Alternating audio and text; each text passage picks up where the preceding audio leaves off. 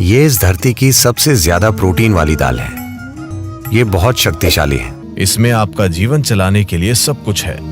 ये अपने आप में एक संपूर्ण भोजन है। ये शरीर को कई तरीकों से सक्षम बना देगा। कुलथी ये एक तरह की दाल है। ये इस धरती की सबसे ज्यादा प्रोटीन वाली दाल है। ये बहुत शक्तिशाली है। इसी कारण रेस के घोड़ों को यह दाल खिलाई जाती है।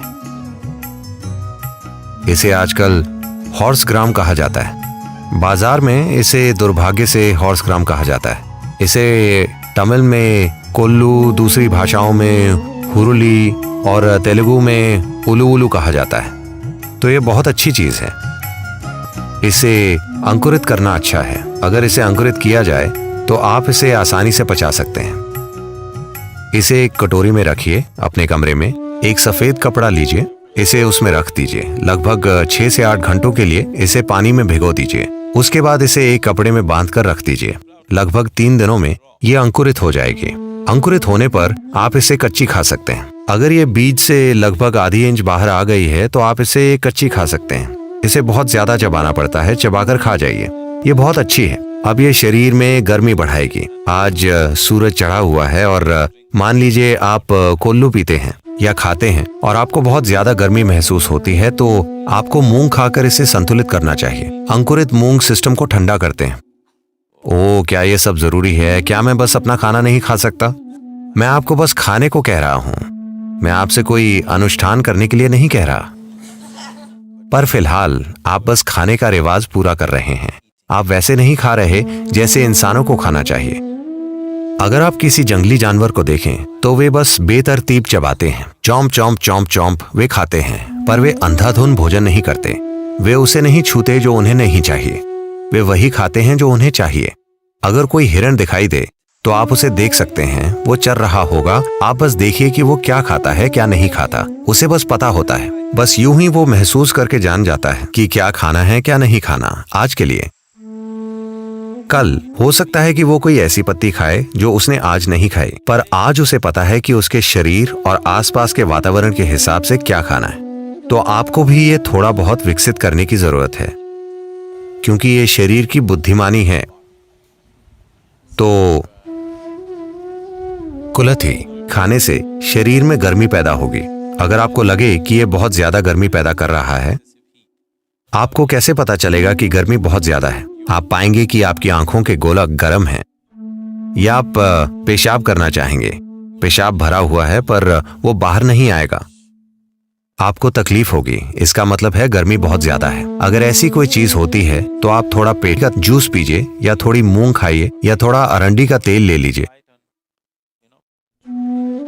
और नाभि पे, अनहद पे, विशुद्धि पे, इस जगह और कानों के पीछे ये 2 स्थान अगर आप लगाते हैं तो तुरंत 5 मिनट के अंदर सिस्टम ठंडा हो जाएगा।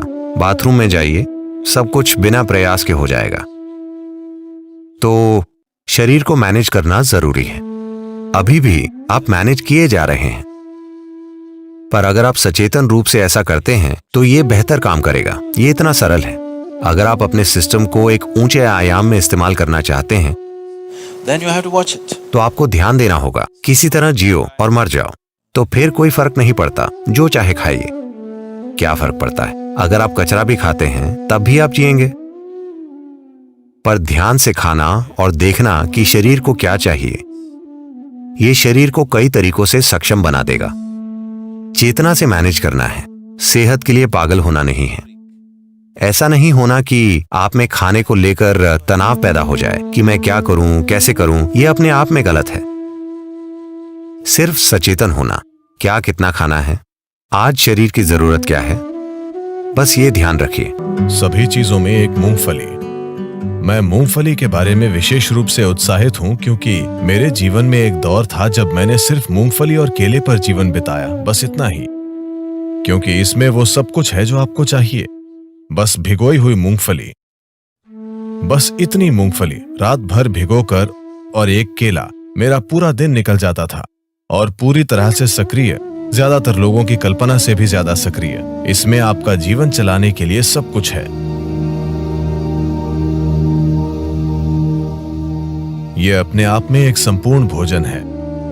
अगर आप इसे 6 से 8 घंटे तक भिगोते हैं तो पित्त निकल जाता है। आप पित्त जानते हैं, एलोपैथिक डॉक्टर इस पर ध्यान नहीं देते, लेकिन आयुर्वेद इसी पर आधारित है, उष्ण, शीत और पित्त। इससे पित्त निकल जाता है। और इस भीगी हुई मूंगफली को अच्छी तरह चबा कर खाना। बस ये पक्का करें कि ये जेनेटिक इंजीनियरिंग की हुई बकवास नहीं है। एक चीज ये है कि शायद इसमें जेनेटिक बदलाव किए गए हों। अब वो ये नहीं लिखते कि किसमें बदलाव किया गया है और किसमें नहीं। एक और चीज ये है कि आप इस हद तक फर्टिलाइजर और कीटनाशक डाल रहे हैं कि मूंगफली अब मूंगफली नहीं रही। बस ये पक्का करें कि वो ऑर्गेनिक मूंगफली हो।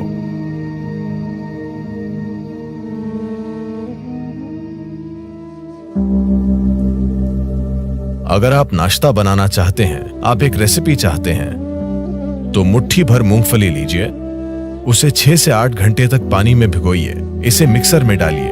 अगर आप कोई फल डालना चाहते हैं तो एक केला या आप जो चाहें वो डालें, केला उसमें अच्छा लगता है। आप कोई दूसरा फल भी डाल सकते हैं। अगर आप चाहें तो थोड़ा शहद भी डालें।